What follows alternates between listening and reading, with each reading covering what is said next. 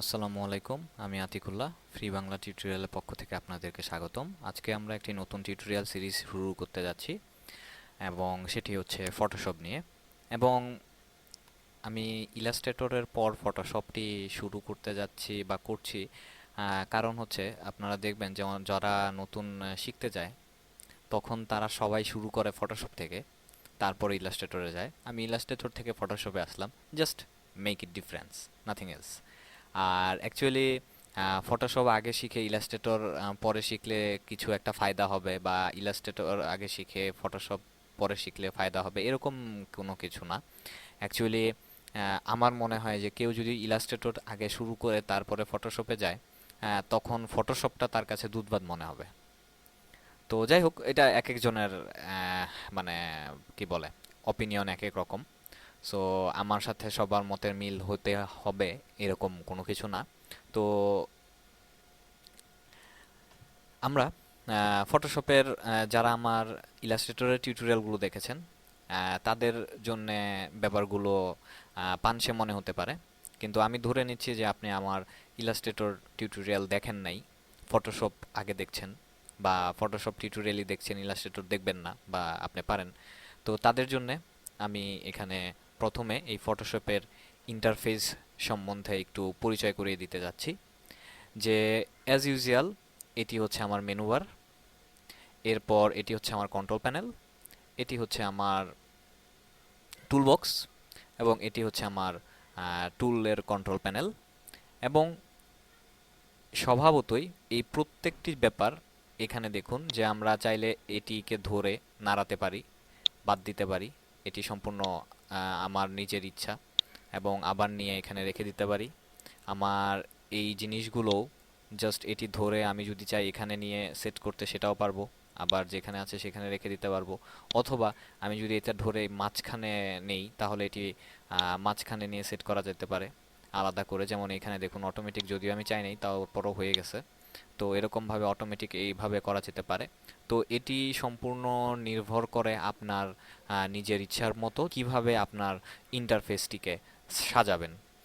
তো এটি হচ্ছে, এবং এটি এখানে দেখুন এটি ক্লিক করলে এটি এক্সপান্ড হচ্ছে, আবার ক্লিক করলে এটি চলে যাচ্ছে। এবং এটির মধ্যে যে দুটি অপশন রয়েছে, অটো হাইড এবং অটো হাইডকে অফ করে রাখা। যে স্বভাবতই আপনি এটি করলেন, এখানে রাখলেন, এবং আমি যদি মাউসটি এখানে কাজ না করি অটোমেটিক সেটি হাইড হয়ে যাবে, এই ব্যাপারটি। তো এরপর এটিও কলাপস করে রাখা যেতে পারে। আবার এখানে এটি ক্লিক করলে দুটি কলাম তৈরি করা যেতে পারে, এবং ইচ্ছা করলে একটি কলাম তৈরি করা যেতে পারে। এবং এখানে নিচে দেখুন যেগুলোর নিচে এরকম কোণা চিহ্নের মধ্যে সাদা এই বিষয়টি রয়েছে, সাদা কোণা রয়েছে, সেগুলো আপনি বুঝতে পারবেন যে এগুলোর মধ্যে আরও কিছু অপশন রয়েছে, টুলস রয়েছে। তো এখানে আমি প্রথমে যে ব্যাপারটি দেখাতে চাচ্ছি সেটি হচ্ছে এডিট মেনুর মধ্যে প্রেফারেন্স। স্বভাবতই এটি কন্ট্রোল কে দিয়ে আপনি শর্টকাট কিবোর্ডে ইউজ করতে পারেন, এবং স্বভাবতই আমাদের যে কোনো সফটওয়্যার প্রথমে শুরু করার আগেই তার সেটিংটি আগে দেখে নেওয়া উচিত আমি মনে করি। তো এখান থেকে আপনারা এখানে বিভিন্ন ট্যাব রয়েছে, সেই ট্যাব থেকে আপনাদের জিনিসগুলো যেগুলো ঠিকঠাক করে নেওয়া দরকার সেই অনুযায়ী আপনারা ঠিকঠাক করে নিতে পারেন। এটি সম্পূর্ণ আপনার ব্যাপার, যেরকম আপনি চান। এবং এখানে দেখুন আমি যদি এটির মধ্যে ক্লিক করি, এটি ডার্ক কালার হয়ে যাচ্ছে। এটি বাই ডিফল্ট থাকে, এটি একটু সাদা, এবং এটি আরেকটু সাদা। এরকমভাবে আমরা কালার চেঞ্জ করতে পারি।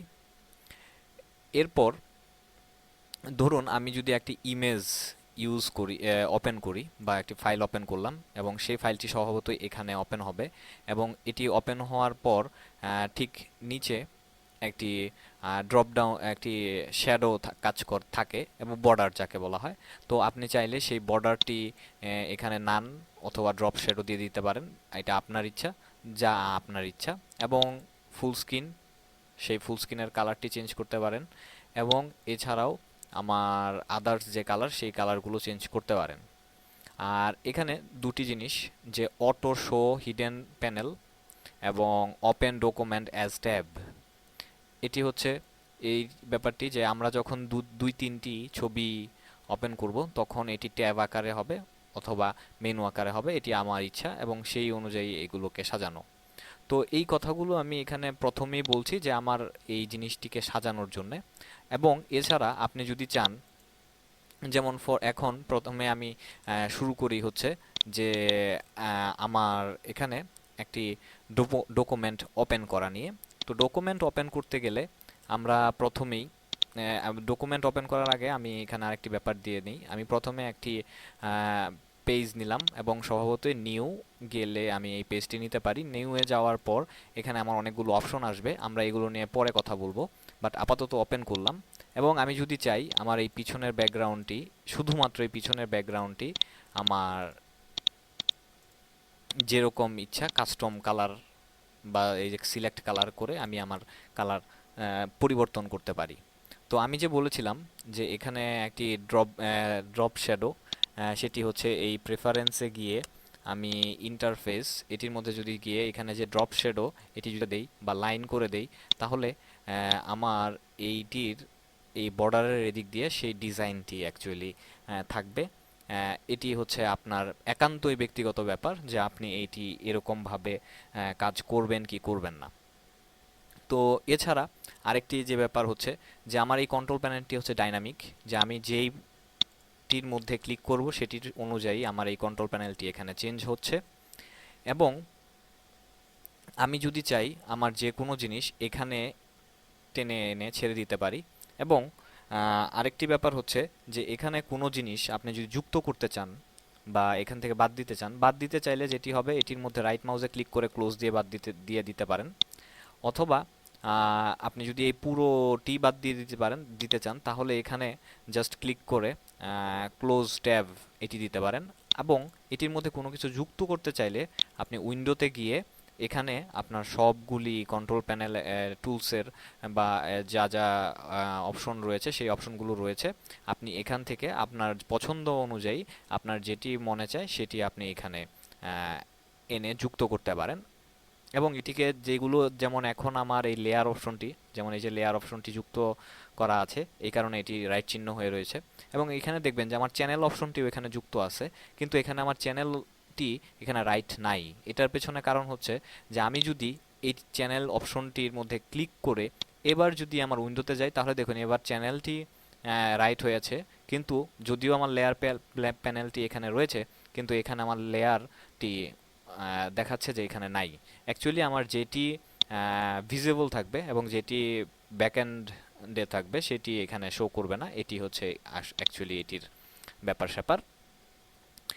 এরপর আপনি যদি চান আপনার নিজের পছন্দ অনুযায়ী আপনার ইন্টারফেসকে সাজাতে, তাহলে আপনি সেরকমভাবে জিনিসগুলো, যেই উইন্ডোগুলো আপনার দরকার যেভাবে যেভাবে সাজানো, এটি আপনি যদি ধরেন এটিকে টেনে নিয়ে আপনি এই সাইডে একসাথে রাখতে চাচ্ছেন যে সবগুলো আমার এক সাইডে থাক, এই পাশে আমি কাজ করব, সেইগুলা বা এরকম টাইপের আপনি যা কিছু করতে চান বা যেভাবে সাজাতে চান সেরকমভাবে আপনি সাজালেন।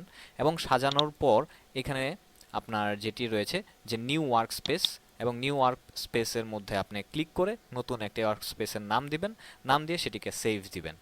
সেভ দেওয়ার পর স্বভাবতই আপনার সেটি সেভ হয়ে যাবে। এবং যদি আপনি চান সেটি আবার ডিলিট করে দিতে তাহলে এখানে আপনি ডিলিট করে দিতে পারেন। এবং অ্যাজ ইউজুয়াল এখানে বাই ডিফল্ট তৈরি করা কিছু রয়েছে, যেমন এসেনশিয়াল, পেইন্টিং, এরপর হচ্ছে ফটোগ্রাফি, এরপর হচ্ছে টাইপোগ্রাফি। এখানে বাই ডিফল্ট এই জিনিসগুলো করা আছে। তো ফর এক্সাম্পল আমি এসেনশিয়াল অ্যাজ ইউজুয়াল সবাই ইউজ করে থাকে এবং এটি আসলে কাজ করতে সুবিধা।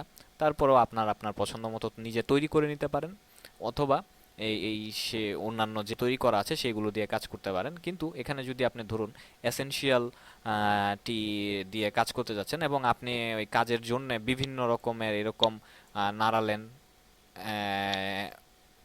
এগুলো আনডাক্ট করলেন, এটারে নিয়ে আবার এখানে নিয়ে রাখলেন, তো আবার এটারে এখানে রাখলেন, এখান থেকে আবার এটারে অ্যারেঞ্জ করা যায় এভাবে। তো এরকম করে আপনি জিনিসটারে উল্টাপাল্টা করে ফেলছেন, কিন্তু আপনি চাচ্ছেন এখন এখন একদম পূর্বে যেরকম ছিল ঠিক সেরকম ভাবে সেটি তৈরি নিয়ে আবার আগের অবস্থায় নিয়ে আসার জন্য, সেটির জন্য এটির মধ্যে গিয়ে আমি যদি রিসেট এসেনশিয়ালের মধ্যে ক্লিক করি, তাহলে দেখুন আমার সব কিছু আবার পূর্বের অবস্থায় ফিরে গেছে। তো এভাবে অ্যাকচুয়ালি এইটি হচ্ছে আমার শর্টকাটের উপরে আপনাদেরকে ফটোশপের ইন্টারফেসটির সাথে আমি পরিচয় করিয়ে দিলাম। এবং পরবর্তী টিউটোরিয়ালে থেকে আমরা আস্তে আস্তে কাজ করা শুরু করব। তো বন্ধুরা, আজকে এ পর্যন্তই। ভালো থাকবেন। ধন্যবাদ।